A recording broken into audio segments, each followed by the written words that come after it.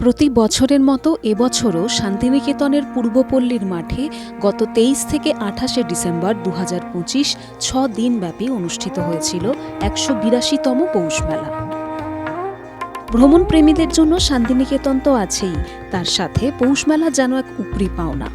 UNESCO world heritage স্বীকৃত ঐতিহ্যবাহী এই মেলায় দূর দূরান্ত থেকে হাজার হাজার দর্শনার্থীরা আসেন।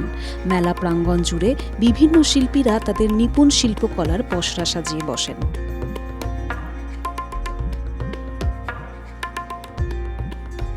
ছদিনব্যাপী এই মেলায় ১২০০ থেকে ১৩০০টি স্টল দেওয়া হয়। তবে এত মানুষের সমাগমে যাতে কোনো রকম অপ্রীতিকর পরিস্থিতির সৃষ্টি না হয় তার জন্য সর্বদা সতর্ক থাকে প্রশাসন।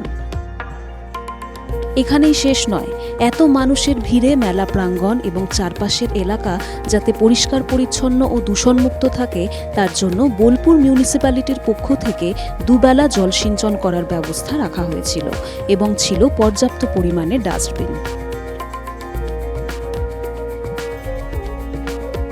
মেলায় বিভিন্ন স্টলের মধ্যে বিশ্বভারতীরও একাধিক বিভাগের স্টল ছিল। তার মধ্যে পরিবেশ বিভাগ থেকে মেলা প্রাঙ্গণে এয়ার কোয়ালিটি মনিটরিংয়ের জন্য মিনি ভলিউম কম্বাইন্ড স্যাম্পলার এবং অ্যারোকোয়াল নামক দুটি যন্ত্র বসানো হয়েছিল, যার সাহায্যে বাতাসের গুণগত মান পরিমাপ করা যায়, যেমন PM10, PM2.5, নাইট্রোজেন ডাইঅক্সাইড বা ওজোন ইত্যাদি।